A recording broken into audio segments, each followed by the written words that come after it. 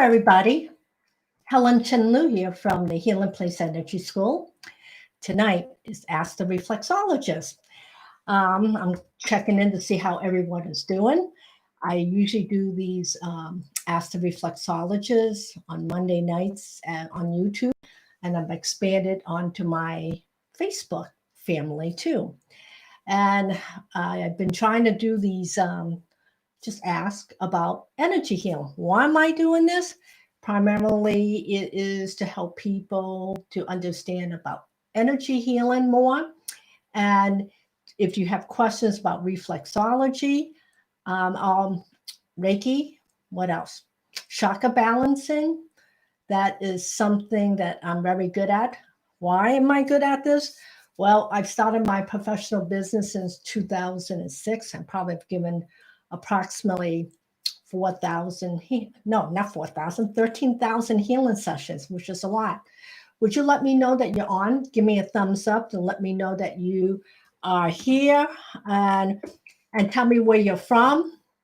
I'm always curious if people are healers, if they're healers, or perhaps they're aspiring to be healers, or they're very interested in healing work. So this is something that I'm really passionate about learning more about. So, hello. I could never figure out how to pronounce your name, Rahel. I'm going to assume it is not U.S. name. I could be wrong. And you could be somewhere from the Midwest. This Miss Harris I'm here from Corona, Aspire You to Be Healed. Well, there's a lot of things. One of the things that I want to talk about tonight is the seeds of illness. What causes this? Let me get my book here. I'm going to give myself a plug. What does that mean? I'm going to promote my book. See, I really love this book. This book is called Know Your Chakras. It has observations from literally 13,000 healing sessions. And this is about energy medicine, basically to talk about how and why energy gets stuck within us and how. Because I have found the seeds of illness usually starts with stress and anxiety. And everybody, especially now, who isn't stressed and anxious.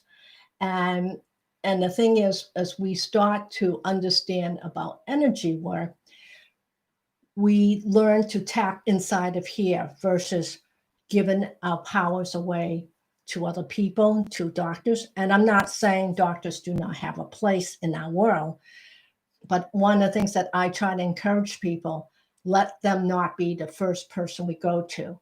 I mean, there's things that as we recognize our energy imbalances, this is really what causes illnesses. I really believe that. As soon as somebody walks into my office at the Healing Place in Medfield, they're telling me all that ails them, what hurts. As soon as I hear the list of what's going on, I know exactly which of the chakra or energy centers are shut down or sluggish. Why does it become sluggish or shut down? Because what happens a lot of time, we have, a Bible name. We have a lot of stored fears that lives inside of us. And it's something that we live with every single day. And if you don't process those emotions, all they're going to do is stack on top of each other. That's something I write in my book. And then before you know it, one day, everything breaks down because your body can only take so much stress and anxiety before it literally breaks. And this is what I have noticed with the people who come to the Healing Place. And 75% of the population have, I would say, digestive problems. So we got constipation, acid reflux, blocked intestines. What else do we have? IBS. And what does that cause by, besides the physical symptoms? The emotional symptoms is what's going on in your life that you're holding on to. And my book, I'll put it in the link in the box where you could get the book. And so what happens a lot of time, all of a sudden, your body can't absorb any more shock anymore. That's the bottom line. And this is the beginning of where it starts to happen. Here's a good example. I have a client who came in and he needed help with managing his diabetes. And so what I did was I asked him at the time, what is going on in your life?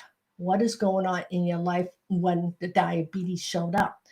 And he was telling me about the divorce. It was really bitter. It was fighting, and it dragged out for more than a year. So unfortunately, he left pretty broke at the end of that experience. And so it took a toll on his body, because your body is going to give as much as it can, and then there'll be no more. And by understanding where energy gets stuck, you have to recognize your own pattern, you know. So there's a question right here about chronic procrastination. Everybody, energy wise, we all have what I call a sabotager. Everybody has this personality. And why do we do this? A lot of time it forces us to do something that's totally different, because we are creatures of habit. We like to be comfortable.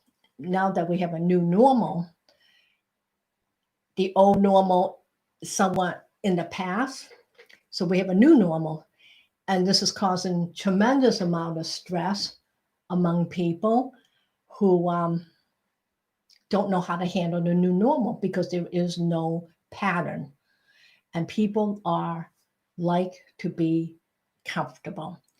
And the more flexible you are energetically, this is something I talk about in my book. Can you go with the flow? And most people can't, because they're creatures of habit. So in my personal journey, in the last, I would say 15 years, I have no idea what normal feels like anymore, because every time I start to feel normal, God gives me a new assignment. I don't know if anybody feels that way. Does anybody notice that as soon as you get over your fears, all of a sudden there's a new challenge comes? And why is this happening is because God says, and I believe in God. You could, this is not religion, God. To me, it's spirituality, God. So it's not organized religion. So God says to me, are you ready for your next assignment? And I have had so many assignments in my life that all I do is just say yes. So I know I have absolutely no idea what it's like to be comfortable anymore. So I remember the day he said to me, Helen, you're going to start to talk globally to people. And the first thing I think of, really? Really? I'm going to talk globally? I could barely talk to the people in the room, let alone globally. And here I am talking to people like you. And I am so appreciative of this. And okay, so that gives you an idea what happens when your energy starts to shut down. All of a sudden, what happens is your body here, it's waiting for direction from you. You got to literally be the traffic direction person inside of here. If you don't do anything about it, what happens is you'll go into more of an energy deficit. And then before you know it, you notice something else isn't feeling well. And all of a sudden, there's chronic illnesses, chronic this, chronic that. So the more you understand what's going on in here, the more you will be able to handle it. Here's a good example. This is obviously one of the biggest stresses right now is the coronavirus, and people think is it safe to go back to work? And yes, we need to be cautious. We definitely need to be cautious. Even I need to be cautious. But I let the fear overcome me. Hi, Sarah. Hi, Jeffrey. Jeffrey. Will I let the fear overcome me? And the answer is no. Because once fear gets in here, you're going to find it's going to hijack you. And all of a sudden, the doubts and the crazy thoughts will come into your head. And, and basically, what you're doing, you're losing faith in yourself. Really, you're losing faith in yourself. And then all of a sudden, you're going, man, I can't even punch my way out of a brown bag. And once you believe you can't do something, you're telling your energy, I can't. So one of the things I do a lot is mantras, inner mantras. I mean, I am pretty fearless, as Jeffrey knows. I am pretty fearless. I don't listen to outside opinions, and there's a lot of it right now, watching the news. And I'm not saying not to be cautious, but I'm not going to let the news dictate my life. I'm going to use it as a guideline. You hear that? As a guideline. So one of the things that I do when I start to get really fearful, I stop for a minute, and then I am forcing that energy out of me. Oh, Sarah, so good to see you again. I'm forcing that energy out of me. And how do you do that? Let's do it together right now. If you're in the mood, we're going to push and really, you're going to grunt really loud to move that energy, especially wherever you feel it. I'm going to have you grunt as loud as you can. I'm going to try and modify it here because I don't want to break your eardrum. So you're going to take 3 breaths in through the nose, and you're going to exhale out of your mouth. Are you ready to do it with me, everybody? Just give me a thumbs up. Hello, Miss Rose. Everyone, you ready to do this really quick little exercise to help move stagnant energy out of your system? Okay, here we go. We're going to breathe in. Here we go. Breathe in through the nose and out through your mouth and grunt. Again, breathe in and out. Push it out as long as you can. Breathe in and out.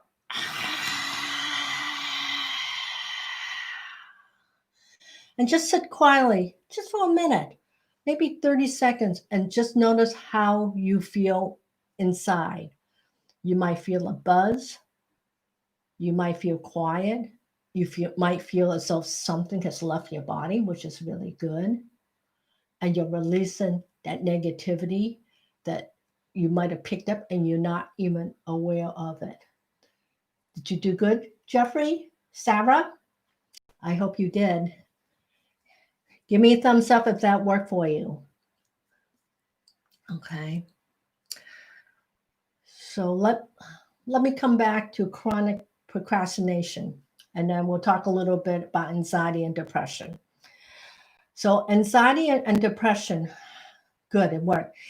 Hey, do that grunting as many times during the day. Go into I used to do this in my car, away from my children so they don't think that I'm totally nuts.